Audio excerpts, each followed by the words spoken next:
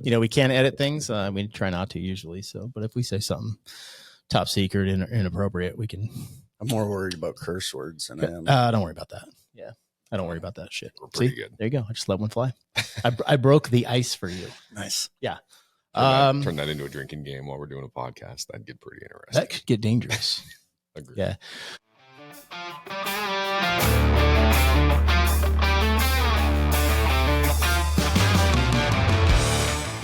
Welcome to Residing in North Idaho, a community and lifestyle podcast for North Idaho. Seth Horst with you and my partner, Eric Boardman. And we have a special guest today, my good friend, Matt B. Should I use your last name? I don't care. Right. All right. There, I said it. It's out. Matt is a retired Army guy, Army SF, and he begrudgingly came on the podcast here today. Doesn't like to talk about stuff, but I've lubed him up with some liquor in his coffee. Nice. Thank you. And here we go. So I have two great stories about the times that I met Matt. The first time I met you was at the jiu-jitsu gym, the first gym. Yeah, we won't say the name. Doesn't matter. Anyway, you were working the counter there and you had showed up from somewhere and I was like, hey, what's up? Said hi. You're like, yeah, I'm, retired Army guy. She thinks so. And here's the deal. Matt's so humble that I was like, in my mind, I'm like, yeah, he's probably like a mechanic or something. That's cool, man. Good for you. Thank you for your service, 20 years in the Army or whatever. And later found out that he was a Green Beret and an officer at that. So I was completely fooled. Nicely done. I would say that's probably the way most guys from your career choose to do it, is on the low key. I think that's the right way to do it. As a cop, I'm the opposite. I tell everybody, right? Yeah. I knew right away as soon as you walked through the door. Yeah. I immediately don't like this guy. He's a cop. Yeah. It's my bearing, I'm sure. Mm-hmm. Yeah. Right. But honestly, I must say it's nice for once not to be the most dangerous guy in the room here. So thank you for that. Wow, I feel that like was looking directly. That was a dig. That was a lot of. That was a 100% multi-level dig.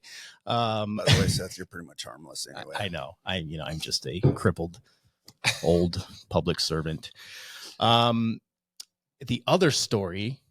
So my kids went to a small private school for a little bit, and Matt offered to come and teach about, I guess, the history of Afghanistan. Yeah, it was kind of the history of Afghanistan. So he shows up in full Afghani garb. I believe you called it man jams. Mm-hmm. And he shows up in the parking lot. I meet him at his truck, and he gets out, and he's in this the full deal. The headset, turban? But cool. Yeah, okay, cool. I'm way out of my element here, clearly. The whole deal. And looking like an Afghani. And he pulls out, he brought along his rifle, of course, to like make it realistic and talk about that too. So he's got his AR with a suppressor on it. And he gets out in the parking lot. I'm like, man, maybe I should carry that. This doesn't look good. This is North Idaho. I don't want someone to be driving by and, go full vigilante.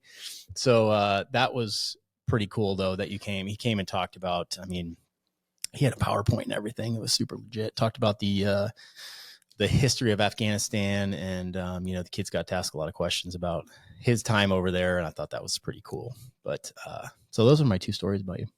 That's awesome. That's all you have is just two. That's it. Matt and I spent a lot of time together, and he likes to give me shit. So thank you for that. Matt is also the owner of Sparta Jiu-Jitsu, one of the owners of Sparta Jiu-Jitsu Academy here in Coeur d'Alene, Idaho. So he's got that as well. And I can still take him on the mats, though. Yeah, because I worried about your self-confidence. So I'll let you do whatever you want. You're a true teacher. Yeah, thank you. You got to build him up. The thing about it is, I know what it's like to be old and broken, so I take it easy on Seth. Absolutely, it's awfully decent of you. Can you give us a brief history of your career in the Army, like where you started? Yeah, so I guess I was born and raised in Montana, and then left shortly after high school. Went to West Point, United States Military Academy. Spent 4 years there, and that was an eye-opening experience for a kid from Montana. So you're like 18 when you go there? Yeah, 18, I think. Yep. You know what I was doing when I was 18? I'm not sure you can tell that. Yeah, I was not. Yeah, maybe I shouldn't say that on camera. You're right. Nothing productive. Let me just put it that way. So that's impressive. I actually grew up right up the Hudson River from West Point. So Mhm. there was probably a time period when we were only like 40 miles apart. That's how small this Could world you feel is. that magnetic I felt pull it. at that Yep. time? And that's Yeah. why I was like, ended up deciding to move to Coeur d'Alene, Idaho, because you were already here. It's funny how the world works like that. Yeah. Yeah. So I went to West Point for 4 years. I was commissioned as an infantry officer and spent, I don't know, about 2 years doing infantry stuff. I was first stationed after all the infantry training, first stationed at Fort Lewis, Washington. And that's how the first time we found Coeur d'Alene and Post Falls, because we were in Montana and we had to drive out to Seattle to Fort Lewis. And so we were driving through and talking, you come over the bridge and you're like, oh, wow, this place is nice. Yep. Maybe we should retire here someday. But that was 25 years ago. You know, should have bought land here then. Should have. Yeah. Would have been nice to do. But then, of course, September 11th happened. And in 2002, I went through selection, the whole Q course. And then I was stationed at Fort Bragg, North Carolina, in 3rd Special Forces Group. Is like, how do guys get to selection? I mean, do you already have to demonstrate a higher skill level? So it just kind of depends, you know, back in the height of the GWAT days, they were taking a few people right off of the streets and sending them through the Q course. They called it the 18 X-ray program, but generally speaking, most people that go into special forces have been in the military for a couple of years.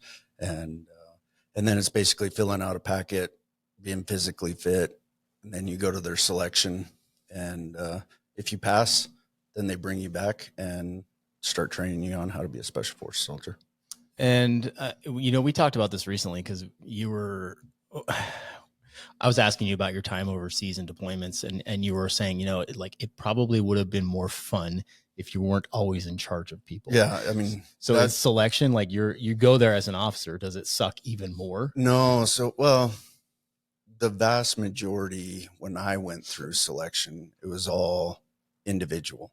And so that's a huge benefit especially for me, because I left being in charge of, you know, anywhere between 20 and 35 guys. And then for 3 weeks through selection, I'm on my own. And so I only have to worry about myself for probably the first, I don't remember how long it is, but 3/4 of selection. And then they'll put you together for like the last couple of days to do what they call team week, where you're working together as a team. So selection is both individual and working as a team when I went through.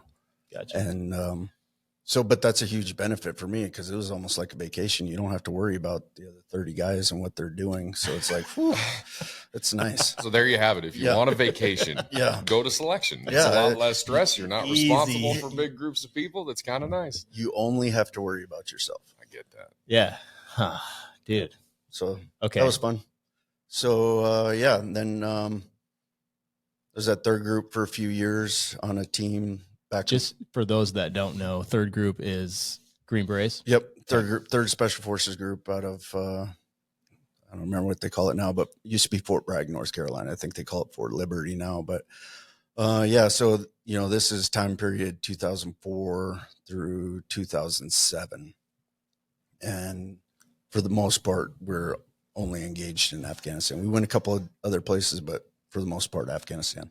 What's the deployment look like for you guys? 6 months over there, or a year? Or well, back in those days, it really depended. It is anywhere between 6 and 9 months, and they try to send you over for a long trip of 9 months, then bring you back home for 6 months. Then you go for 6 months, come back for 6 months. So usually during that time period, you had 6 months of retraining, vacation time, and then you're going back over. What and like training? So when you're back in the States, I mean, what's like the training? I've always wondered for like these higher tier groups, like what the training tempo it would be like. What does that look like? Yeah, I think it kind of depends. And like, I don't know for the super high end guys, you know, but for us, what it looked like is, you know, you come back from a deployment And then you do a lot of retraining on the basics, because when you come back home from a deployment, then some guys have to go to different organizations, different units. So then you're getting new guys in. So you have to go over the basics again and again and again. And for us, that's about all it really was just going over the basics. And, but there's so many different basics that you have to go over that it takes months to get retrained to go. I mean, you're talking about anything from medical to communications to, fire and maneuver. And there's so many different branches and specialties to go down on each one of those, that each one of those can take months to retrain. So for the most part, special forces, it's the operational detachment alpha, ODA. And so it's like 12 guys, each of them kind of have their own specialty, but the team comes together and fights as one small unit. And so when you first get back from a deployment, take a little bit of vacation, and then individuals go off and work on the specialties. The commo guys will go work to get super smart on commo. The med guys get retrained in medical. The weapons guys do that. So everybody works on their individual stuff, and then you bring them together collectively. And then you'll start off just doing small training events as an ODA, and then they'll build up to bigger, 2 ODAs together, 3 ODAs together, maybe 6. So that's kind of how it goes. Start small with the basics, individual, work yourself up to the collective tasks. Gotcha. And masters of fundamentals. Yes, that's really all it is. And, some of it, it's interesting to watch, because you see all the movies out there and everybody likes the sexy kicking in the door type stuff. Yeah, of course. But the vast majority of your time is not spent on that type of stuff. The vast majority is individual, specialized skill set that you can bring to a team to make the team better. And so, like, if you're a medic, you get all worried about the medical stuff, you get really good at that, but then your job is also to train the rest of the team on that in case you're not there. If the medic goes down, somebody else has to take over to do that. You can't have a single point of failure. Right. Everybody has to be cross-trained.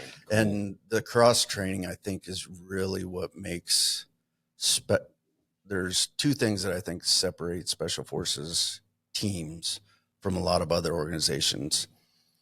One is the experience level of the guys on the team. They're older. They're not the 18-year-old kids. Right. They're 27 to 29, usually, with a lot of experience, been to a lot of different countries, been through a lot of different scenarios.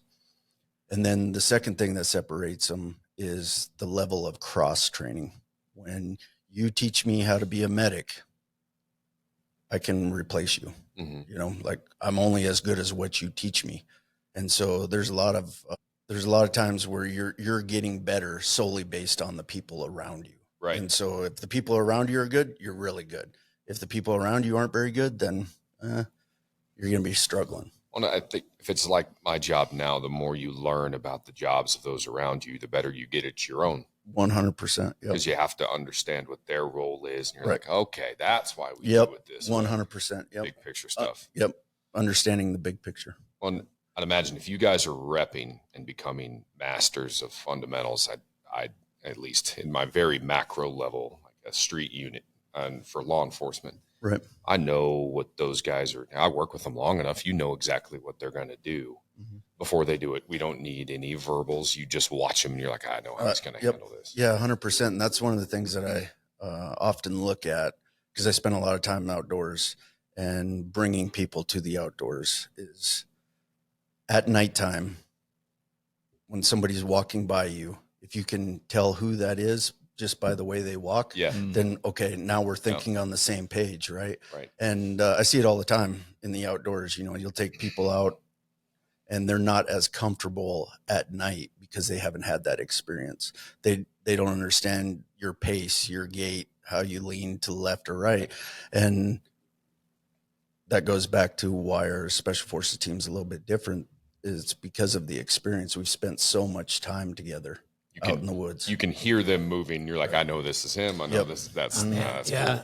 Cool. No, that's like, I can think of some people that I worked with for years, in many different, nighttime, daytime, and you're absolutely right. Like I could hear the keys jingling in the pocket. And I'm like, I know who that is. 100%. But the way and who I'm saying this about will know the way you wash your damn hands. Like, I know the way you wash your hands. I could pick it out of 10,000 people. So yeah, like having that, and, you know, I've had a couple of different specialized teams in law enforcement that I was a part of that, you know, we got to a certain level of competency because we spent so much time together, but it's a fraction of the time that you guys would have spent together. Right. Cause we went home at the end of our shift every day, you know, and had 12 hours at home or whatever.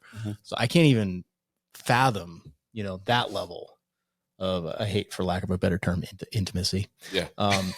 That's really surprising that you have struggles with intimacy, Seth. It's all right. He said small unit earlier too, so I've been waiting to chuckle about that myself. Thank you.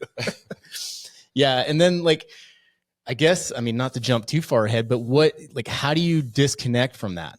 I had a hard enough time getting out of law enforcement, like disconnecting from that. I mean, my analogy, when I would go to work, sometimes it was like plugging into the matrix. Like I'd come over this certain rise and I could see the town that I worked in for the most part. And it was here we go. And my heart rate would go up. Yeah. Everything would go up.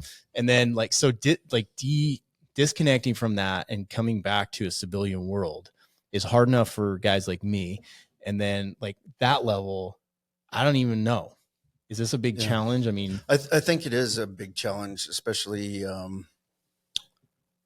in this day and age, or maybe even 5-10 years ago, with a lot of the vets that spent a lot of time, maybe even too much time overseas. But I have my wife, and she's been through a lot. She's helped out in the military. She was a psychologist, worked with a lot of military vets. So I have it easy because my psych therapy is at home. Yeah. And so, like, I play those games all the time. So it's probably a little bit different for me. And the other thing that's different for me, you know, you brought up that I was an officer. It's a lot different as an officer than it is some of these NCOs. Is that because you're carrying more weight? No. So, like, I think about how often we were deployed during, especially the heights of GWAT, right? But the Special Forces NCOs, they do that year in and year out for their entire career. As an officer, I was only on a team for 3 years. Okay. And then I go off to do some other, you know, broadening experience to make me more well-rounded, see the bigger picture. But a lot of those NCOs stay on that team and just keep going. Would that be the equivalent of like a patrol sergeant in law enforcement? Like an NCO? I would assume so. Like a line level leader. Yeah. That is with that. So they're out there doing the job. Yeah. They're out there doing it day in and day out. So they're carrying even more weight because they're in charge of the guys on the ground directly. Well, they're there doing it trip after trip after trip after trip. Whereas I only get to do it for 3 years. Boom, I'm off the line. And then they do it for a much longer time. What's the level, you know, like I try to understand the trauma, and I understand the trauma of law enforcement or being a first responder, right? There is a constant level of trauma that you deal with. Like, what's the level of trauma that these guys are dealing with over there? And then, you know, like a specialized group, are they more able to deal with that? Because, you know, when I look at so PTSD, for example, like if you're prepared for that situation, I feel like you're less likely to get a PTSD. Like if you're surprised, often I feel like you're more likely to get that. But if you come into that environment and you're like, okay, this is what we're here for. Like there's clear rules of engagement, you know, we don't have to necessarily wait for them to make the first move. We can be proactive.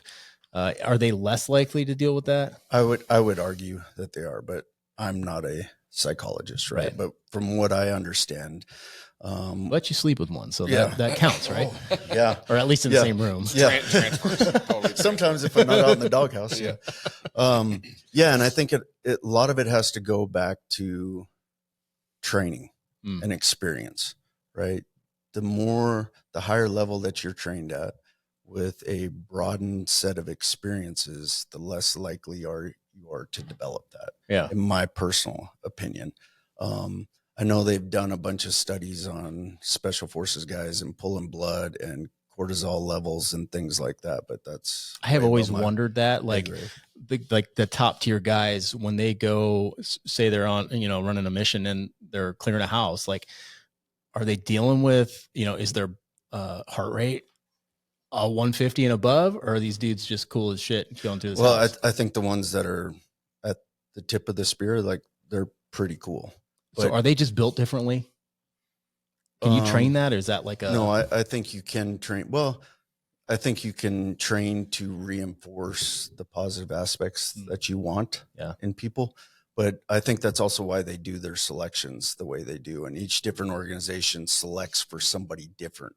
And so that's why their selections are designed the way they are, because they're looking for very specific markers. Stress inoculation, and performance. Stress inoculation's a big one, a very big one. But I think that you can always, and that's one of the reasons why we do jiu-jitsu, right? Like, we're trying to inoculate ourselves from stress. We're trying to become a better person. We're trying to become more physically fit. And I think you can take anybody and you can continue to train them, put effort into them to make them better.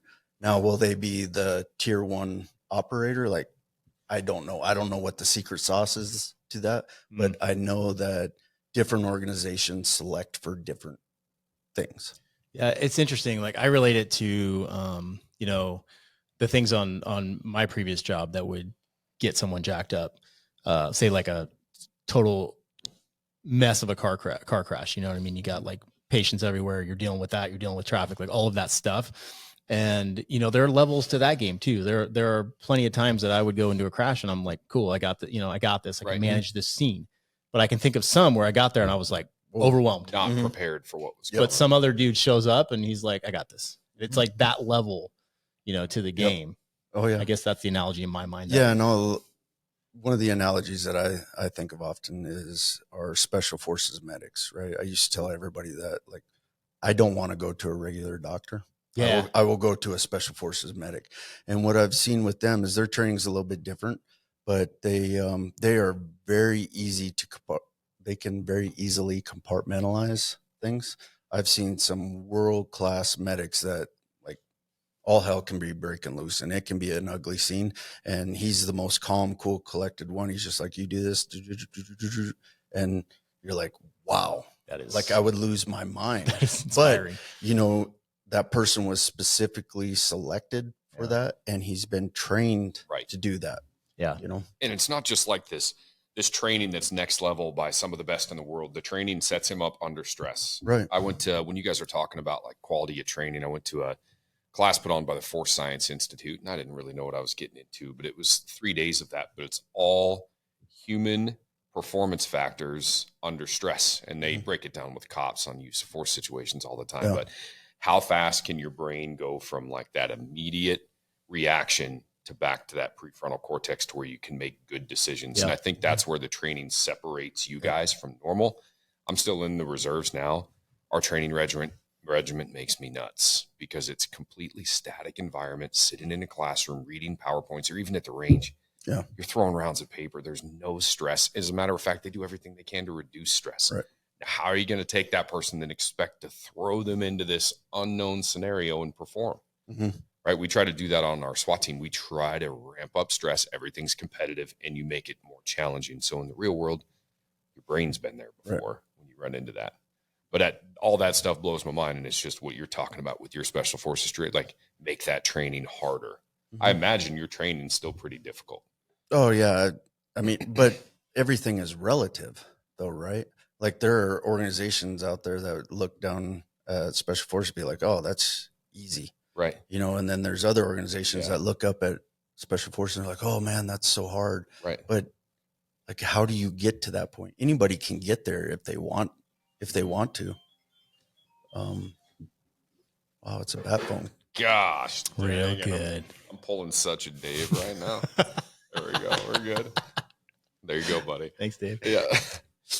Yeah. So there's a lot of training out there to make yourself better if you want to be better. Yeah. I've always wondered that. And I guess like I've always had the question of myself of like, what, like, could I have done that? What level could I have gotten to? Cause like I learned the skills on how to control my heart rate in certain in the situations that I was exposed to at least, but there were still plenty of times that got away from me. Oh yeah. Lost my mind. Yeah. And, you know, What's wild though, dude, is like when the force science guys talk about that heart rate because they went and did a bunch of tests with like a Northern Ireland response team where they get into shootings like once every couple of weeks. It's it's violent over there. So they're fast teams.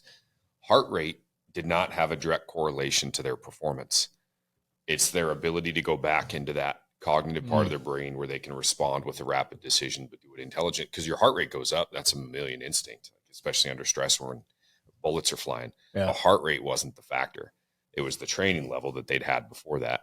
Because they'll put the markers on somebody like those guys that deal with this once every 2 weeks and then put it on somebody else that hasn't, like a new cop. Oh my gosh. And it's completely different than, than the two.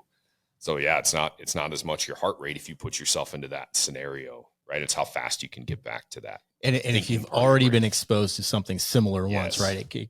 You tighten up that OODA loop and you can make that decision faster and faster and faster.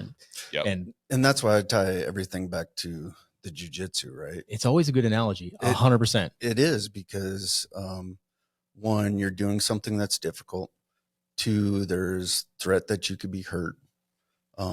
But the more you do it, the less you're going to get amped up. Yeah. So you continually put yourself in those types of scenarios, and eventually you're just like, okay, yeah, it doesn't really matter. Right. I'm going to make it out. I talk about this a lot. I coach the morning class at Matt's gym, 0600 for the crazy people. And we have a lot of older guys in there, and I talk about this a lot, is like that. Like if you ever find yourself in that self-defense situation and you've been training in a martial art, I think particularly jujitsu, you'll find as you get it, that moment will happen, and then your body will react in probably an appropriate manner. And you'll find like, oh, like this is actually pretty easy. Mm-hmm. And I think it's all a matter of, yes, you drill that thing so many times that your body will react the correct way. And when it does, well, that's a really good feeling too. Cause you're like, hell yeah. Like my training is working. Right. So yeah, I bring that up a lot. And the thing about when you're in a crisis situation, your training will take over. Mm-hmm. You will just react. Yep. And to me, like the best analogy and most eye-opening experience I ever had was my first real legit firefight, right? As soon as it kicked off, you're like, oh, wow. And people are just reacting, doing what they're supposed to do. And you don't even think for the first 3 minutes. You're just reacting, doing what you're supposed to do. And then finally when you're like, okay, like, oh, wow, that was intense. Yeah. I mean, that's perfect. Like that's that training kicking in. Like I can't even tell you the amount of times that, I was on the job and I'm like, I don't even think about it. My gun is in my hand pointed at whatever the situation is. And there's no thought involved. Right. It's just, I'm like, holy shit, my gun's in my hand. And I'm pointing at that. And that's from training. Yeah. Thousands and thousands of repetitions. It's cool when you go back and interview after the fact and you're watching body cams. You're like, bro, that was a really good mag switch. Like that was really, and he's like, I didn't even think about that. But he completely went back in, did a tack reload real quick. It's like, no knowledge of it. There was no thought process. It was just the way he trained to do it. Yeah. It's pretty cool. Yeah. I guess that's the importance of like, training to perfection, trying to get that perfect rep in every time. That's another thing we talk about. And my big take on training also is it's not just the shooting of the gun. It's not just the jujitsu. It's why do I train? Why do I force my kids to train? And what I try to impress upon our students is it may not be a self-defense scenario that this training comes to. It may be you're driving down the road, blow a tire, you flip a car and you're upside down. Right. Like, how do you bring yourself back to, hey, everything's going to be okay. Maybe I haven't trained for this exact scenario, but what is the priority right now? What is the priority? Start taking action to fix, to take care of what the priorities should be. And for me, the easy scenario is jujitsu, right? So you always have to protect yourself. That's number one. So protect your neck, protect whatever it is. Then you start working from there to put yourself in a better position. This is embarrassing to me, but this is a skill I learned later in life, is to literally ask myself those questions in my head at that moment of like, what is the priority right now? It's still something I work on because I'll get moments where I'm like completely overwhelmed with work and I'm like, all right, I need to like prioritize and then execute. Right. And I have to say in my mind, like talk through it, like, okay, what is number one thing here? What's this? What's this? And like, I didn't know that in my early 20s. I swear I didn't even think about that. Because I wasn't out serving my country. I was drinking 40s in the college dorm, but even then, just serving us in right. What's my priority? Yeah. Finish this beer and then go out to the, That's right. But that's something that people should think about though. That's what I talked to the school one day when I went back there and talked to them about what are your priorities of work? In the military, we're always asking that, what are the priorities and taking actions to fix those priorities. And then once you get into, now that I'm in the civilian world, kind of go through the same things. What are the priorities? Anytime you get into a tough situation, what's the priority right now? Yeah. Right. Yeah. Like the car crash incident you talked about, and I have this conversation with my kids a lot. I know you talked about it in the kids class at jiu-jitsu and with your own kids is like, okay, yeah, we're potentially in a life and death situation. I just rolled my car. What do I need to do? Like, okay, make sure the scene is safe, right? That's number one priority. That's, like having those conversations with the kids. I figure, I think I missed out on that when I was younger, but if I can raise my own kids and influence those people around me to have that skill set as as a young person, like it's huge. That's potentially the best thing they could ever learn in their life. I have the same conversations in mind. And probably we talk about this as a SWAT team before you make entry into a building. Most of the time you're running code to something where you got to fly and everything's fast. You get your gear on as fast as you can and everything's fast. And then you go and you get set up and you're getting ready to do whatever sort of dynamic entry that is or whatever. It happens on patrol too, but take a breath. Yeah. Like just a half second just to go, oh, okay. Just get a little oxygen to your brain and then restack your priorities and just get yourself back. Cause everything is so hurried. And most of the time, by the time you get there and set up, you're not, unless something's really, really pushing you. That half second's not going to hurt you. Right. I tell that to my kids too. Hey, you're way ramped up, and kids are almost the best example because they can't get out of their own way. Yeah. They get going down that path. Just take a breath, sit back, and remember what your priorities That's are. what I tell Seth all the time when I'm choking. Like, just take a breath and relax. I can't. I'm not going to give you one, but no, it's cool. But I really do think your scenario about flipping cars over and then taking that, jiu-jitsu and difficult training absolutely applies, because instead of falling into that fight or flight response and sitting in there, you just bump it, right? You just bump that fighter because you're going to. I mean, it's surprising and that's a survival response, but just bump it and don't hang out in there. Go back to what you got to do. Yep. And I try to impress upon my kids, it's the same no matter what, whether it's a bully situation or it's the car wreck, you don't know what to do, whether it's we're out in the woods and we're hunting, like take a break. And the kids ask that same type of question when we were at the school doing the class on Afghanistan. How do you control your heart rate? How do you just take a big deep breath, relax? It's going to be okay. Yeah. Right. It's worry about the priorities. Less of a physical thing and more for your brain. And it's the same for getting up and giving a big speech or presentation at your school, whatever that thing is that puts you into that, or sports. I'm big on sports for kids, but it's that same thing. Just kind of reset and reground yourself. Yeah.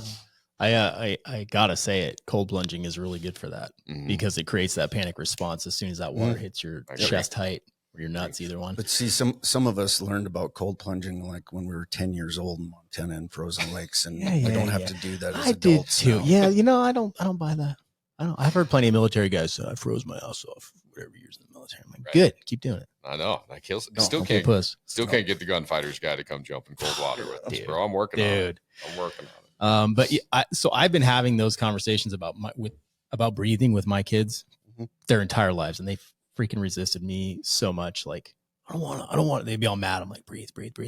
And then this summer when my son broke his arm, it was like his final exam. And he immediately went right into it. I did not have to say anything, and it completely calmed him down. I mean, it was a savage, both bad. Bones broken, offset, disgusting. I was doing the deep breathing because I was like, when it's your own kid and you see that kind of trauma, you're like, oh, damn. Yeah. So it's like having those conversations worked, even though I didn't think it was sinking in because they were so resistant over years, but it was beautiful. The execution of it was flawless, and then totally saved the day. on that. So that was Yeah. cool. Yeah. Yeah. So that's kind of my experience from 3rd Group Fort Bragg. Went to Hawaii for a while. Did grad school out in Hawaii. Oh man, That was rough. Good living Rough out there. deal. Really rough. Yeah. Short straw. Yeah. But I was a little bit different back then. My shoulder still worked, so I played golf every day for a year and a half while I went to grad school. My tax paying dollars. It was, I'll tell you, it was interesting. That's for sure. Good. Yeah. That is interesting. Yeah. It was. You're in a Yeah, weird world different. of like in between military and civilian life. Yeah. And that was eye opening, because I can't remember what that was, 20, whatever. But, by then I'm 30 some years old and been around the military for at least the last 12 years or so. Yeah. And then they throw you into a liberal arts program in Hawaii. And yeah, so and you had already been deployed prior to that. yes. So and I'd just gotten back too. Yeah. So it was interesting. And that was kind of the height of the Iraq war. And so, it was very interesting for me to be in that type of situation. Yeah. You're saying your company was a little bit different. Yeah, it was. Well, and what was interesting about it is, the military was doing the program. So part of the program were all military guys, and then the other were, civilians. And there's some interesting perspectives out there. And I don't know that I was prepared for it, but I made it through. Well, that's good. Yeah. How many deployments did you do total? I've got 3 deployments to Afghanistan, and then a couple other places. Yeah. Yeah. Wow, dude. It's a lot. It's a lot of time overseas. There are guys out there that have a lot of time overseas. Like mine is minuscule to some of these guys. Are these guys like, and I know we've talked to some recently, and like, are they having a hard time transitioning out of that? Yeah. Well, each person's different. Yeah. They handle it different. They've been through different situations. Some of them handle it pretty well. Some of them don't handle it. But, what are those factors that lead to that? Was a person predisposed to that, or did they actually see something that caused them to have a rougher time? Like, I don't know what the real answer is. Yeah. It's the same thing in public safety, right? Something very minor might affect someone in a very real way that you would look at and be like, so what? Right. Why does that bug you? Seen that many times. I'm so big I've on been that guy. Big on visualization. Brain's weird. Yeah. It'll tend to respond in what it's seen before. And it's not a huge difference between what it's prepared for, like visualizing something versus what it experiences in the real world. Yeah. Should be, if you're in law enforcement, you should expect yourself to see dead bodies and some terrible things similar to what you did. Right. There's going to be some terrible scenarios. I don't know. That's something that you almost have to prepare yourself for. Every person's different, but that part of it, everybody can do that for themselves. I think I damaged myself early on in my career because, I had FTOs that were like playing the what if game constantly. Like, all right, what if this happens? What do you know? And it's like that game, I have a very vivid imagination, and that game gets out of hand real fast. Right. And it was like, now I set myself, like I created a chronic level of stress in myself because I'm like constantly on edge. You know what I mean? Right. And yes, there's a function of that for survival. But like, even to this day, I've been out for years now, and it's like sitting at a traffic light, like I'm constantly watching my mirrors for someone walking up to my car. Right. If someone pops the door open in front of me at a stopped light, I'm opening my door, and my wife's like, "What are you doing?" They're spitting, and I'm like, "Okay, I don't know. Like, I don't know what I'm doing. I'm trained to do I'm ready that. to fight. Yeah. Like, what's going on?" But if that's what, Yes, that's what I'm doing. And that game, like, I get it. Like, you need that for survival, but at the same time, I don't know. It kind of creates some unhealthy patterns. I think. Right. So. Yeah, 100%. But it also creates healthy patterns and habits. You can look at it that way, right? Like, yeah. It would be hardish. I'm not challenging anyone, but it would be hard to ambush me in a car, I think, because I'm usually paying attention. Please don't try that. Right. We talk about that at the academy, like colors of awareness, right? Like that's part of our officer safety and survival. It goes white, yellow, orange, red, black. where how much of society is walking around in the white. If I'm white, I'm asleep or I'm like about to fall asleep on my couch. That's just about the only place that I am. Yeah. Right. And I'm not saying you need to run around in the red, which is like what you're talking about. If you're like that all the time and just ramped and like ready for a fight all the time, but there's a happy medium. I mean, action beats reaction. We know that. Force Science does some really cool stuff with that. But if you're prepared and you can see signs and indications that there's a potential threat, you should be there. Yeah. That yellow or orange level where you're looking for stuff. Yeah. Just indications, because that'll at least get you a little further ahead. Yeah, gives you a heads up. Yep. Yeah. But, like you said, running in that high level all the time. I mean, I did numerous shifts that was like that, like the entire time. And then you get home and you're just done. We've all seen cops like that where you just can't maintain it. And honestly, it's not very effective either. No. Because it's not just awareness. There's got to be little breaks. Right. And then you can ramp back up. I had a lot of that in wildfires and riots. Like, in riots, you're in extended deployments, I don't know, many hours on the riot line. And it's like you are up there the whole time. And then you drive home and you're like, oh my God, like I'm dead. I just want to crash. Yes. Mm-hmm. Yeah. As in go to sleep. Yeah. And maybe crash. That's possible too. So I guess like in relation to the military guys, like, I don't even know. That's a whole nother level. Yeah. I mean, I don't know. I was never a cop, and I'll just tell you this, like being a first responder, a cop, firefighter, I could not do that. Yes, you could. Could not do that. We have some fun, bro. No, I could not do that. I'll take you on a ride. Take him on a ride along. Yes, Take him on a ride along. Yes. I could not do that. Just the levels of threat that are out there having to be switched on all the time. Like, that's could not do that. That's the challenge. You are always behind the curve, I guess, in a way. You're always in a reactive way, which sucks. Like, you don't know. You're walking up on the car. You in your mind, you're like, I'm ready. But in reality, if that dude pulls a gun, you're now reacting. It's a little bit slower. That's why you try to train yourself for signs and indications of threats, right? Mm-hmm. Like as you're walking up, you're just taking in input and you're looking, going, hey, that took him longer to pull over than a normal person would. Why did he pull over right here? Why is he looking over at this side? And you change your response, right? Like I'm not going to approach always from the driver's side. Go from the passenger side. Every once in a while, make yourself unpredictable. I always approach on the passenger side, but it drives me nuts when I go around town and I see dudes making driver's side approaches in the traffic lane. All right, no, my trooper hat comes on and I want to just light them up. Yeah, but there's great videos out there where they were engaged in a gunfight and they completely expected him to walk up on the driver's side. Yeah, but the cops made an approach from the passenger side and he literally had all the time. I mean, he completely surprised him. Looks in, sees him with the gun. He's like, oh, that's weird. But you can see that cool process of his brain where it's like fight or flight, but then he bumps back and then he's able to pull his firearm out and then immediately address it and completely had to jump on the guy and reset it. Yeah. Law enforcement is a function of fighting complacency. Try not to get into habits, which is a human thing. It's super hard to do when you do 10,000 traffic stops that are completely normal, and then you have that one that's not. I do it all the time. When I leave the PD, I take like the same path. I was like, dang it, I'm not taking that path this time. I'm going to go a different direction. I'm going to drive a different way. It's funny. I give all the props to you guys because I couldn't do it. The worst part of it right now is this. Any interaction, it's this. And for those of you that have been in like a street fight, been in a fight where it's knock down, drag out, me or you, and then all of a sudden in the middle of it, you're up there in the red, and if you don't train at all, you're in the black, and it's total mammal instincts. Right in the middle, they go limp, and the expectation is you stop. Well, your brain's already made that decision. That is not something that's asking them to do something that's not human. Yeah. It's not a human reaction. No. Part of it's tough. The aftermath is always the tough stuff. I've been scrutinized for that before, and it sucks. You're like, you had to be there.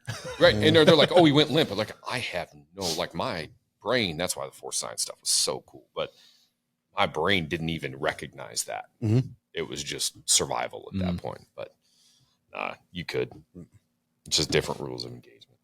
No, couldn't do it. Paranoia too high. So is the VA good about like helping guys make that transition? Is there anything out there for them? Or are they just like, hey, thanks for your 20 years. See ya. No. Yeah. I think there's a lot of different organizations out there that do a lot of good work. Okay. I mean, a lot of good work. The VA, I think it's probably okay. The problem now with social media and everything is that the bad eggs the bad information gets spread really rapidly, and we don't focus on any of the good information that comes out. I mean, just think of all the vets that are getting help, you know? Yeah. And so you hear about one bad story, like, oh, how can we ever let that happen? Well, there's a lot of vets out there, you know, and every situation is different.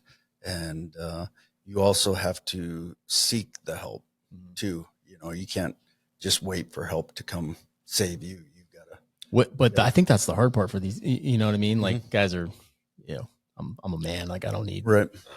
you know, there's that stigma, right? Of like asking for help. I've been there. It sucks. Like, you don't want to be that guy. Right. And, so I don't know, it was probably like 2010, 2011, somewhere in there.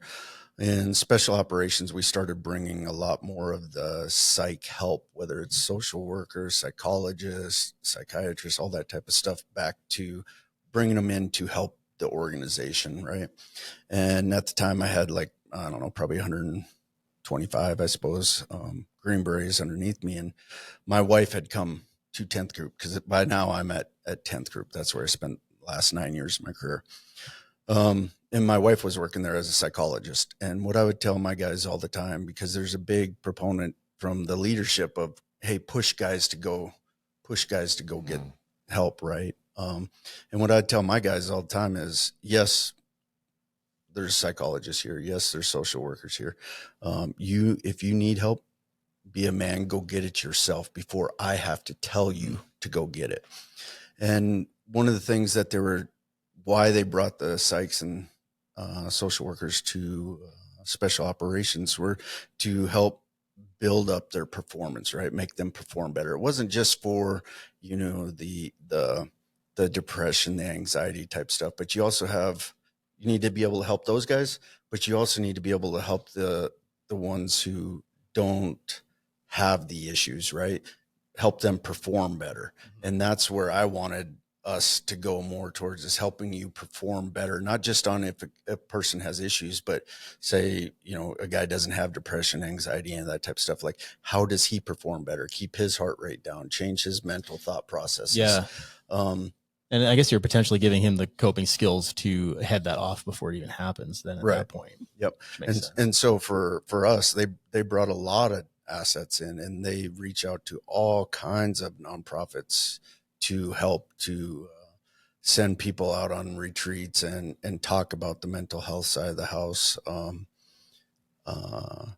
So there's a lot of organizations out there. You have to be able to ask for help too. It's hard. I've seen guys in the law enforcement world that, like, we had free help available, and it was anonymous.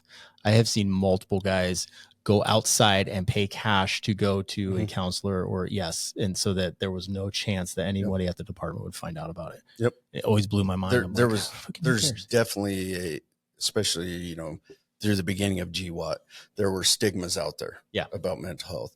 More people have come out and like, hey, we don't have stigmas, and get rid of your stigma with it. And that's what I was trying to do by saying, guys, like, everybody should be going to try to get the help and the training that they need to make themselves better before it becomes symptomatic. And before it becomes not even being worried about being symptomatic. Right. How do I perform better? You're talking about human performance, which is badass. And I 100% prescribe to that. And you were doing it, sounds like, before a lot of other people were. They do it in sports, right? Like at the highest level, like NFL and baseball and everything else. They have psychologists, and they have people that'll help them prepare. And a lot of it's the visualization I was talking about, to put you there before, to better prepare you for not only your successes, but your failures. Right. 100%. And that's not because they're going there saying, hey, I can't sleep, I'm disinterested in things I usually like to do. Right. It's before all that. And it helps prepare them. And I'd imagine, I mean, we should have your wife on the podcast. Yeah. I'd love She's much more intelligent about this and stuff better looking. So Gee, thanks, Seth. Yeah, you're welcome. No, but to see if that stuff helps them when it actually gets, you know, when it gets to that point, I'd be super curious. But I'm glad you guys are doing that. Law enforcement, you brought up like programs. We have the CDA Foundation, which was started by one of our local officers here. It's all anonymous, no questions. They can immediately go seek and get some counseling right away, whether it's after a critical incident or not, which has been super well received. And we're constantly amazed at how many people are using it. But again, cops had the same stigma, right? Military and law enforcement, but we're starting to change it. Yep. That's the same thing for us. Is it's changed greatly in the last probably 10 or 15 years. And I think you're starting to see both sides of it. You know, the guys who need the help right now because they have an issue, they're going to get more help. And then you're also seeing, and there's other organizations out there that do it better than us, but you know, we do a pretty good job of trying to do the human performance side of the house. And for us, like I was telling you that, you know, I left 10th group when I retired, and now we have basically, like most people would call it a gym, right? But it's not just a gym to go in and lift weights. You have your strength trainers there, but you also have your physical therapists there, and you have all these different things to better your performance all around, whether you need the help, whether you want the help, whether you want to go to the next level or what it is. Like there is help out there to make you better. We've come a long way from the solution is weights and booze. Right.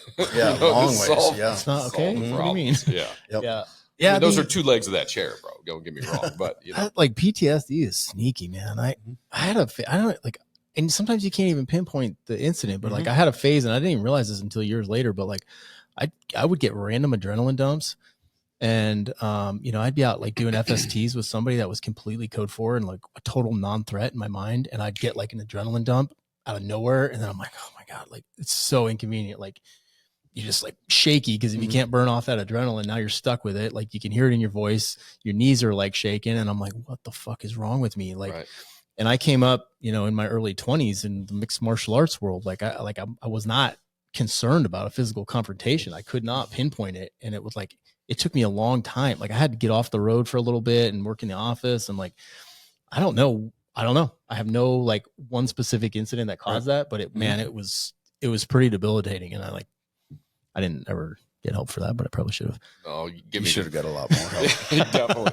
Dude, you give me to dork out on some stuff like sensory perception is real. And if there's something in your brain that, whether it's, you know, smell, which is one of the most intense, auditory, visual, something in your brain, you know, and it's just, if you think about why it does it, it's for survival. There's something to tip to say, hey, you're in danger. And you might not even recognize what that is. I have good friends that had terrible circumstances, and, you know, if they hear snow crunching under their feet, you know, that'll take it. And then they know it, right? But they, you know, you seek a little bit of help, right? But they know that, and then can recognize that's their sensory perception. So on those, there was likely a smell, whether it's like cigarettes or, you know, something funky that they were putting off, or a sound. Weird that your brain went, hey, dude, ramp up. Like you need some energy. Yeah. I'll tell you one of mine is certain temperatures with a certain level of humidity. Oh, really? And it's probably about like 55 degrees with high humidity. And no matter what type of clothing I have on, I will get an adrenaline dump. It's insane. Yours is tactile. That's cool. Mine's like, boy, here we go. Here we go. What environment is that mimic? Can you pinpoint that? Yeah, it'd probably be Southeast United States. Some of the training that we went through. Gotcha. Yeah. So that's weird, man. That's cool. That's so strange. Human brain is so cool. Yeah. But even though you recognize it, right? Yeah. It still happens. You're like, and it takes you 30 seconds or so to get through it. And like, that's weird. And for the longest time, you can't figure out where it comes from. And then you're like, oh, I know where mine comes from now. Right. And it's good to be able to recognize. Like I, for a long time, was like, man, I'm weak. Like it was weakness in my own mind, and I didn't want anybody to know about it. And I was like, this is crazy.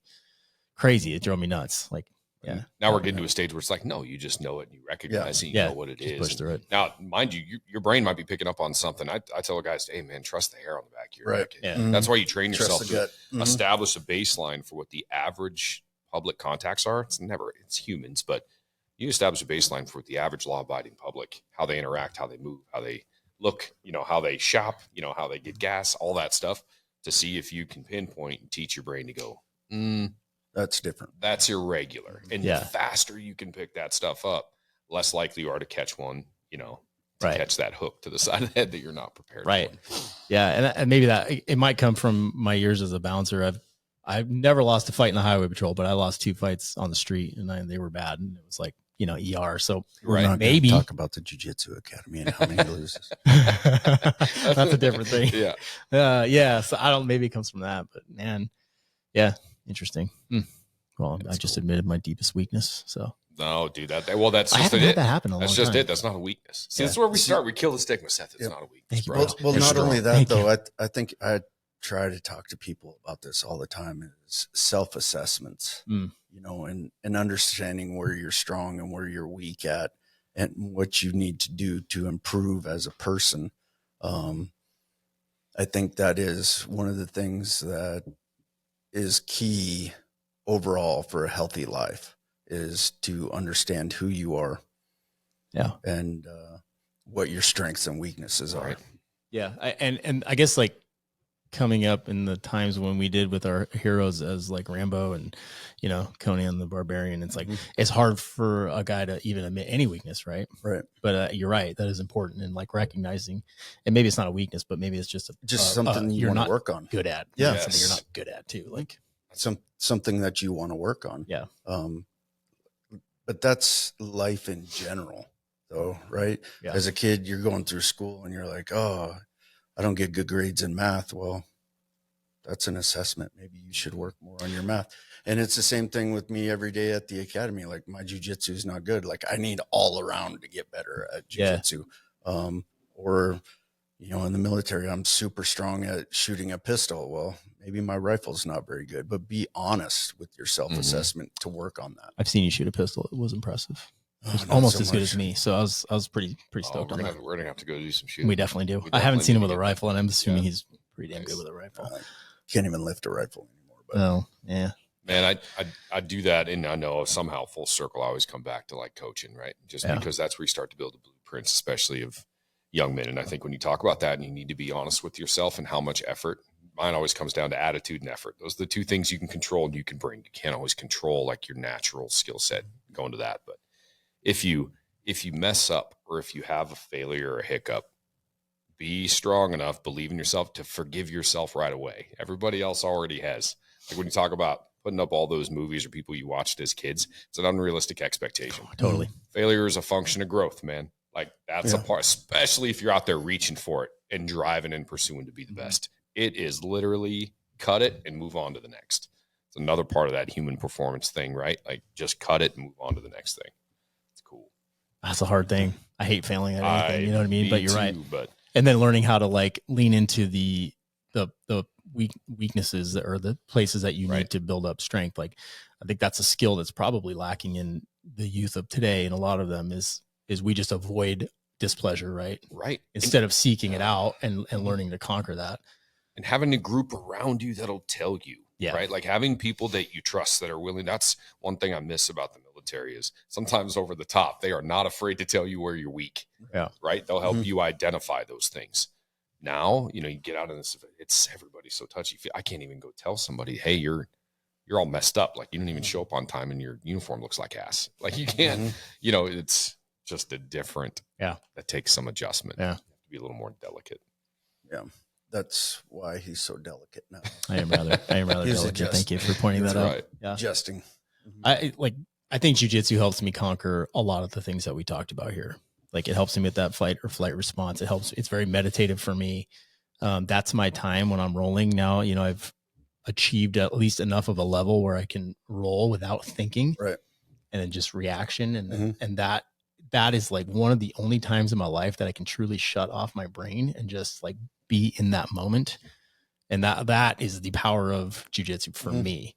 I try to impress that on guys. And I think it takes a while to get there. Oh yeah. The white belts out there, it's like, they're still having to think through the processes and that slows them down. And then, allows old guys like us to they're beat still them up. worried about survival at that point. Right. And they haven't quite figured out, hey, maybe I just need to worry about the priorities, just protect myself. I don't need to go on the attack to submit somebody, just learn to protect myself. And then they'll start to calm down over time. And then they'll start having more and more fun with it. Do you think that's am I crazy with the meditative aspect of it? No, are you like that too? I do think that for me anyway, there are what I call like the Zen activities to where I can shut off my brain. And that's why I like them so much. You can shut off your brain and just focus at the task at hand, whether that's shooting a long gun, a pistol, a bow.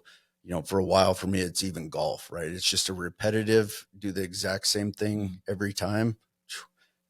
You have to shut your brain off. You don't have to worry about anything. And that's the same thing with jiu-jitsu, right? I don't have to worry about the outside world, because if I start worrying about the outside world and I'm not protecting my neck, then I'm in trouble. Yeah. So I got to worry about the basics first. And then, yeah. I can only assume that's why so many veterans and, you know, guys from our worlds, that's why it's becoming so popular lately. Right. I can only assume that a lot of it is that they're experiencing the same thing. And it's like, 100%. This is something easy way powerful. to shut off your brain, because if I worry about everything that's going on in the outside world, Yeah, somebody's going to choke me. I mean, you're retired. You don't have that much to worry about, right? Yeah, that's true. No, but I think people seek challenge. Just hearing you guys talk about it, I want to come do it. But you seek like something challenging because you know that while those moments were really tough, like there were some times in the service that sucked, but some of those you're seeking that challenge, seeking that push. Yeah. It's hard. It's hard to do now. Like life is too damn easy. Everything is designed Soft. for instant gratification and convenience. It drives me nuts. It drives me crazy. Everything's made so easy. Even kids studying, they never have to leave and just look on their phone. You don't have to go get a research book. Like none of it's hard. Right. It's all designed to be super easy. Yeah. That's kind of the way life is, though. Right. I know, just more conveniences. I do with school age kids. You went through, without dating it, but so you went through West Point in the 90s, like late 90s? Yep, late 90s. Yep. What is your thought on like academies now, Vice then, you know, your experience then and now, and then overall, what are your thoughts on the military then and now? Oh, this is we were getting into this the other day. Yeah. And so I've thought about this. So at the little get together we had, there was an interesting topic that came up on whether you would let your kids go into the military nowadays. What do you think? I got a little bit, my heart rate got elevated. Right. It makes me anxious, and I never would have done that. Not so much that it's people telling their kids not to join the military, right? Like, okay, I go back to, if not your kids, whose kids are going to do it then?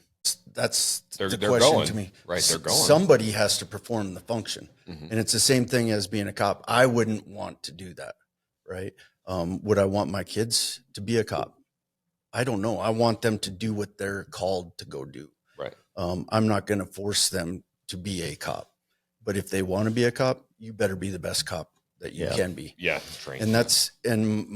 So I think as a nation, we're kind of struggling with this, right? Because like we were talking about, everybody wants everything for free, easy, the cush life.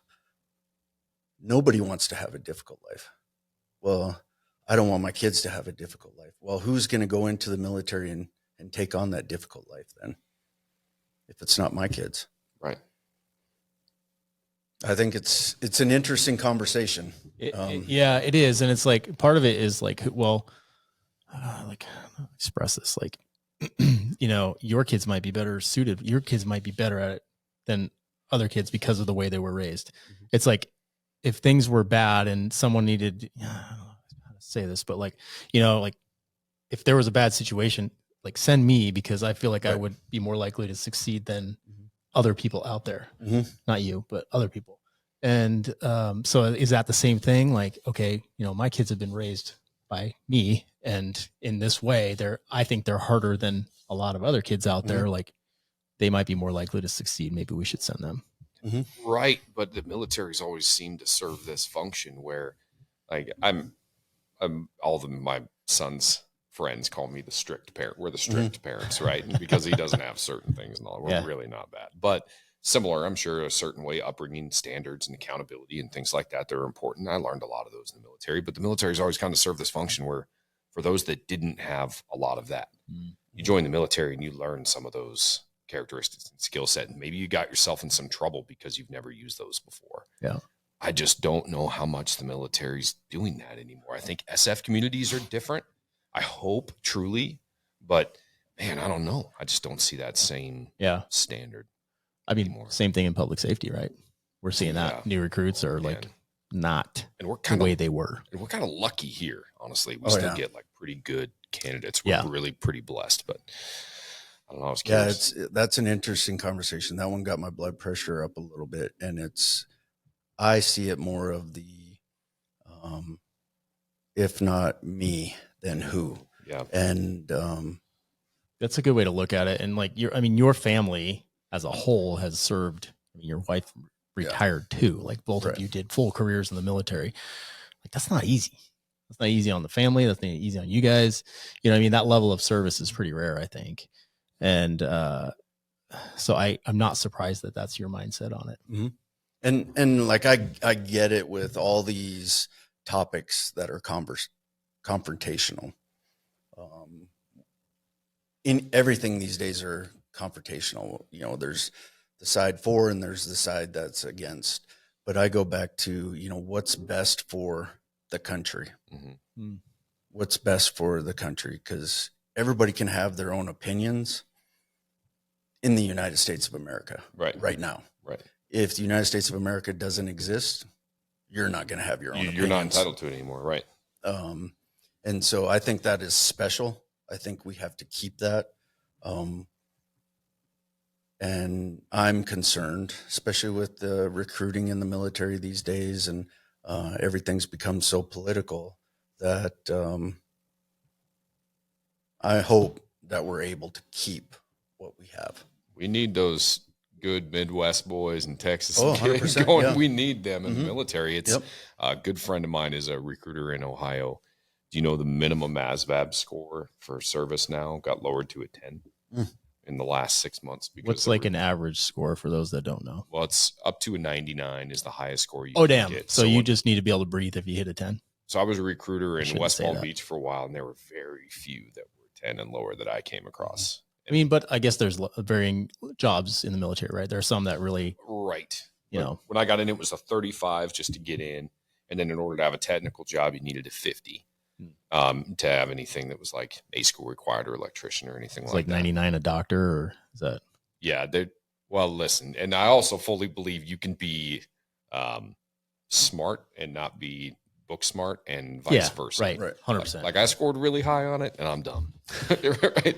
No, you're not. But there's different kinds. So it's not all that. And sometimes it's language barrier stuff, but still the fact that we dropped from a 35 to a 10 gives you an idea what the state of our current recruiting population is. Well, and the physical standards I'm sure have dropped because they have in law enforcement majorly. You don't even boot people out for failing, period. Right. And at least not on the Navy side.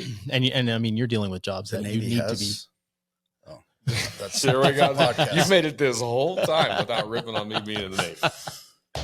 But those standards are important. Like you see the cop out there that's 350 pounds, like you're wrong. Right.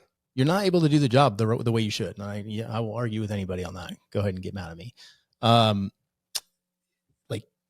And you've got guys coming in that are like that already. Yes. And it's not going to get better when you're dealing with crappy shifts and eating at 7-Eleven every night. Like you're going to get fatter. Yeah. Don't you guys have donuts in your car 24/7? 24/7. Yeah. There's a donut dispenser.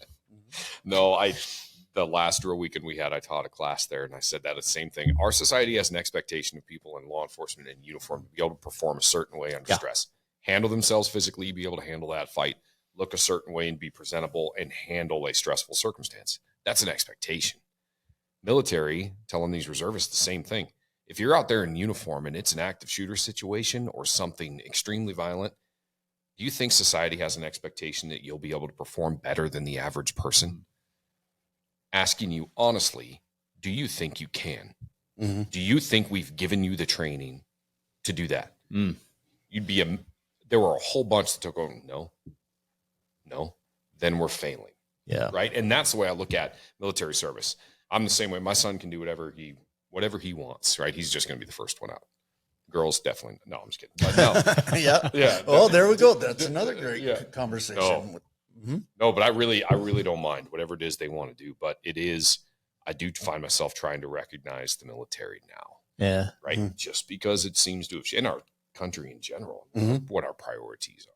Is this a function? I can't remember the exact quote, but basically, hard men create easy times. Yeah. Easy times create weak men. weak men create hard times. Like, are we that far along in this progression that we're now creating what's going to be very hard times? So super simplified, but man, it's sure has some backing. It looks like It's a great quote. It is a great quote. I mean, it seems to be pretty accurate to me, and I feel like like I said, we're in the tail end of it. And that's the kind of stuff that makes me thankful that we live in North Idaho, honestly. Right. I mean, I feel like this is one of the highest concentrations of veterans and, retired and current public safety in the world. Mm-hmm. And if like these people are all capable of functioning under stressful situations, where else would I rather be?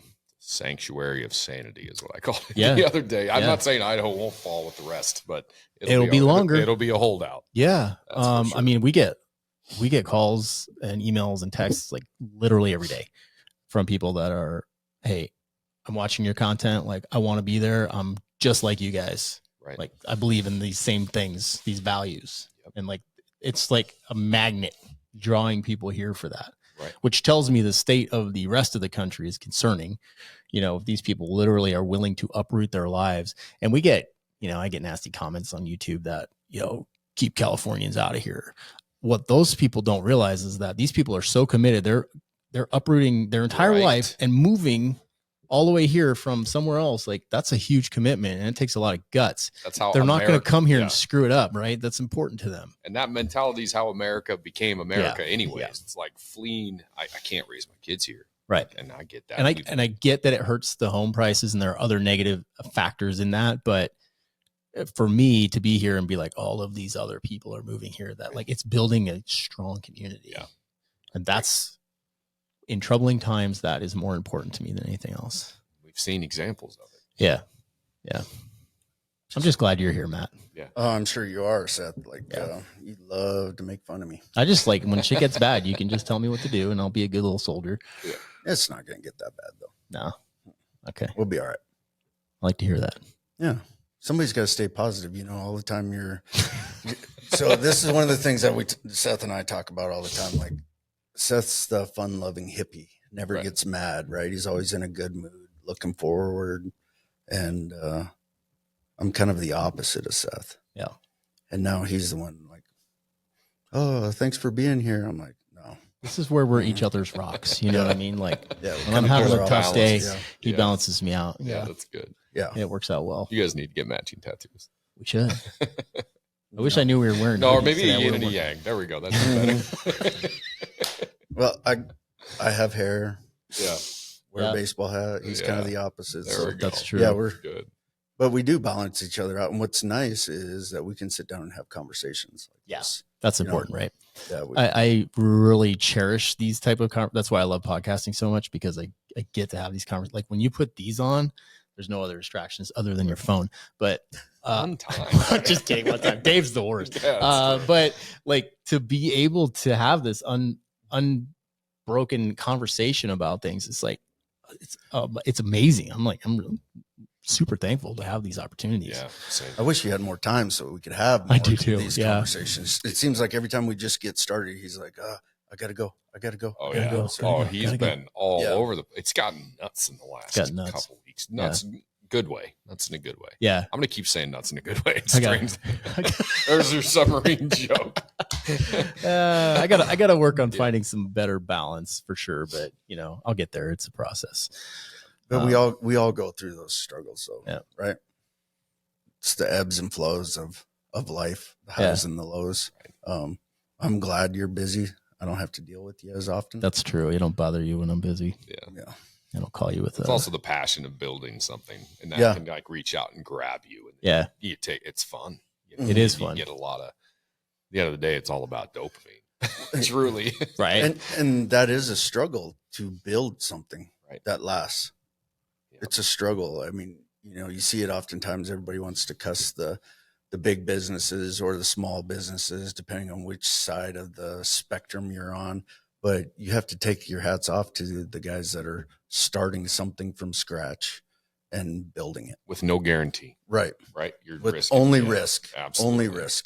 And a dream. That's the cool part of it. That's the terrifying, like, coming out of public safety where I got a paycheck every month, pretty much no matter what, unless I committed a felony. you know, and then to be an entrepreneur, it's like, whoa. Yeah. Yeah. It's scary. It gives you a lot of respect for those that have come Yeah. before you doing it. Yes. I see people, you know, opening clothing shops downtown, and I'm like, man.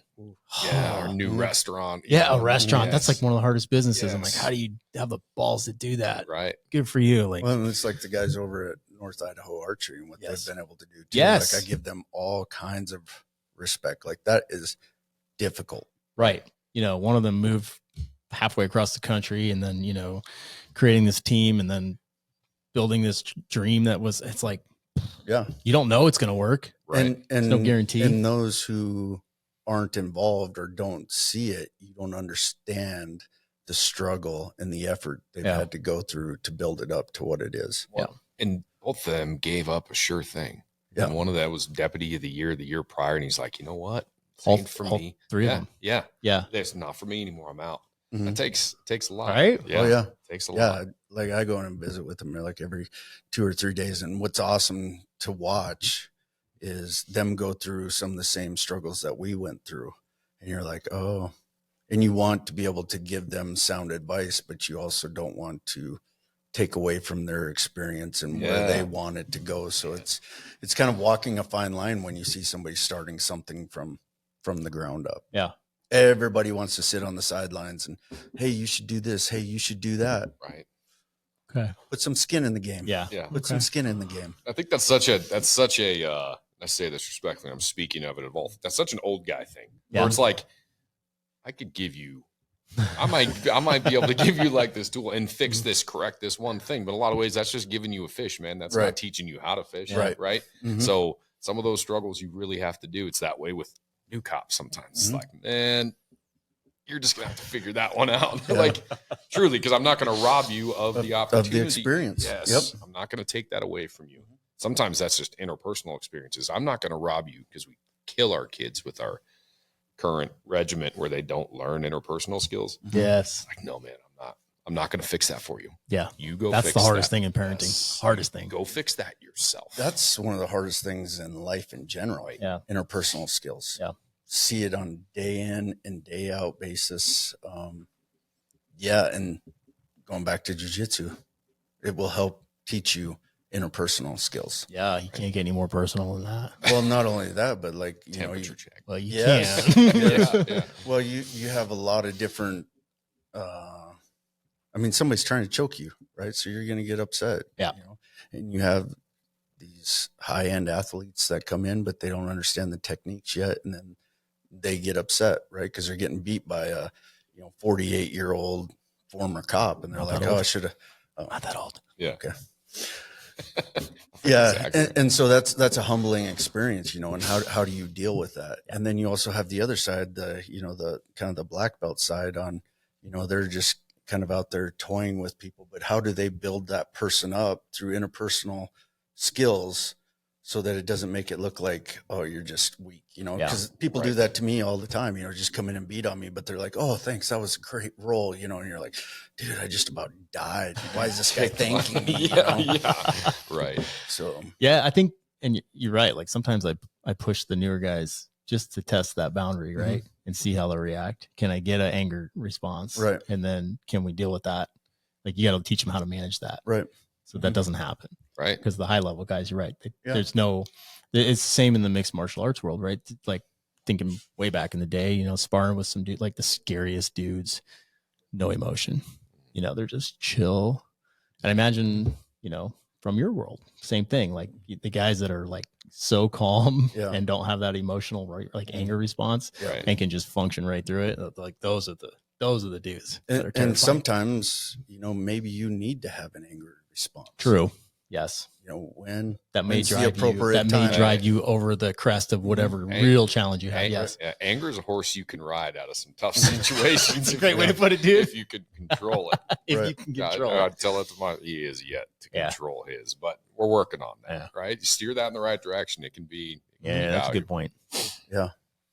Yep. Very good point. And so, kind of, that was the end of my career at 10th Group, and then retired, moved to Maryland, and my wife was still in at the time.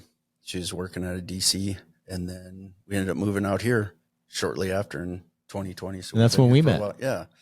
I'll And the never story. forget- The rest Beautiful, is happy history. ending. Yeah, Did you like that's that what it segue? is. I Yeah, did. it was That nice. was Nice. great. Was trying to wrap it up for you Yeah. because I know you're tired of me sitting next I'm to not you tired. talking No, to you. I actually, I won't, we should have you back on sometime, somewhere down the road. Because I imagine there's a lot of little stories in between. Oh yeah, you know me, I can talk forever, but yeah, there's a lot. Everybody has experiences that you can learn from. Yeah, and honestly, I like, I know you've got amazing war stories.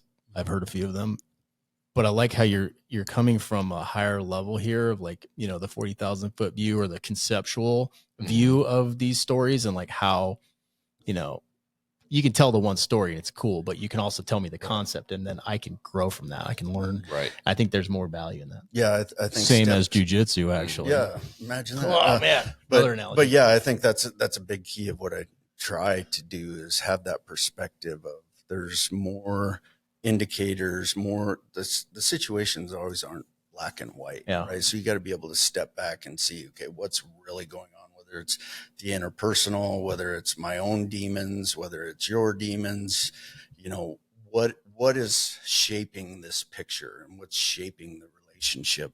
And then once you can step back, just like we were talking about, from going from black to yellow, I got to be able to step back and have a good idea of what's really going on. Because sometimes situations aren't what they first appear. And not as serious as that initial visceral reaction. How do you bump that fight or flight back? Yeah. Yep. Well, I have one more question before we end it. Who's better, Navy SEALs or Green Berets? Oh, at what? I don't know, everything. I think every Navy SEAL will laugh at this, but they're definitely better at writing books and doing movies than Green Berets are. Podcast. Come to think of it, I think I've heard of more. Yeah. Well, I can think of a couple of Green Berets that are rather prominent in the world. And that's interesting. So we do talk a lot about in these circles the social media influencer side of the house and what it means to be a quiet professional and that type of stuff. And people always ask me my opinions on these big social media influencers. And some of it, I think if it's done right, I think is really good. There's some out there that have really helped the world a lot. And then whether it's on individual skill sets or leadership or whatever, that is good. But if you're ever out there doing things for your own personal gain, that's when I would have issues with it. Yeah. Well said. I've always been the loud, unprofessional type, so I don't know if that jives. I don't think I would have fit in that world quite well. I have no idea what that's like. I'm quiet, introverted. Yeah. But no, I think they're both. There's a reason why we have Navy SEALs and there's a reason why we have Green Berets. And I think their mission sets are, for the most part, different. And I'm glad we have them. Yeah. I'm glad we have Navy SEALs. Who's better at looking cooler? That's the real question here. That's what I was trying Depends. to Are we doing it for a movie or are we doing it for a real world? Like they're by far Is there a difference? They're by far way prettier, longer hair. Okay. And you're really trying to get me to tell I'm totally no. Oh, do you have a story around this? So remember my friend, the first time I met him, we were going to go Montana hunting. And I picked him up in Denver, and we had to drive through a couple snowstorms on the way to Montana. He was a Navy SEAL. And right away, he was like, hey, let's just get this out of the way. First time we met each other. Didn't know each other before he hopped in. Oh, wow. And he's like, let's just get this out of the way. I'll tell you what I think about Green Berets, and you tell me what you think about Navy SEALs. I'm like, yeah, okay, yeah, sure, whatever. And he's like, you go first. I'm like, okay. I was like, you guys are all in shape. You all have big muscles. You're all tan with blonde hair and a lot of tattoos. And I said, you guys are in really good shape and you guys can fight. He's like, yeah, that's pretty much it. I said, but you can't plan anything to save your own life. He's like, yeah, that's pretty much it. And I was like, all right, tell me what you think about Green Berets. He's like, yep. Okay. He's like, you guys are all old. You're fat. You're broken. You can't do PT, but you guys can plan anything. And I'm like, yeah. Sounds about right. So you guys are a beautiful match. Yeah, we are. Yep. Combine them and it's something special. You got a hell of a team, hell of a squad that way. Yeah. Oh man. Yeah. So there's a little bit of culture difference, but I don't think it's often people ask you, the difference trying to put that wedge between you, but I don't think there's really that big of a wedge between them. They have their mission set. They're really good at it. We do ours. I'm guessing it's similar in our world where it's like banter. It's the banter, right? We all love each other, like us and firefighters, man. Yeah. I'll have their back no matter what. Yeah. Anyway, Yes. Yeah, it's Same the deal. same exact thing. You'll screw with each other like brothers, but Yeah. if somebody screws Oh, with yeah. one Yeah. of you, You're like, Game whoa, on. whoa, whoa, whoa. you're Game gonna, on. you're gonna get it all. Who are you to be talking about it? Yeah. Exactly. Yeah. So, Well, cool. Thank you, Matt. Yeah. Let's call it here, and then we'll do it again sometime. Yeah, all right, dude. sounds good. You might be Thanks, one of the fellas. most NCO officers I've come across, just in mentality, like super laid back. Like, and I think that might be an SF thing too, where it's like you're tight knit and you do your stuff with your guys. Yeah. But I mean that in the most complimentary Thank you. way possible. Yep. Like easy to. Yeah, you should see him at the Rolling kids' shit class with at jiu-jitsu, though. It's a different story. Yeah, I can imagine Yeah. laying it Barking down. at those kids. Yeah. It's terrible. What's up? Somebody's got to train them. Yeah. Hey, that's me. Glad as a you ball- do. Better. Glad you do. Me as a ball coach, bro. Same thing. Oh, not really. They just need a little direction and purpose. That's right. A little motivation goes a long way. right. So does Seth. That's why you're so good Yep. with them. We appreciate that. Yeah, I need this in my life. Yes, See? Yeah. absolutely. But him, I had to handle like with kid gloves. I don't handle my Yeah, kids at yeah. jiu-jitsu with Appreciate kids that. gloves. No, Yeah. no, they're a little thicker. Yeah. You know? Yeah, they're tougher. With him as my moral compass, where could I go wrong, right? Absolutely. Come on. You gotta have that person in your life that humbles you, bro. Just brings you right back. Be like, yeah, you're getting a little cocky, dude. I'm gonna check you. Yeah, That's absolutely. what Seth does to me. We haven't rolled in a while. Should fix that. Well, you got to come to class. Burn. Thrown down, dude. Yeah. On that note, thanks, Okay, Matt. We better end. Yeah, do better. All right, See ya. thanks. All right.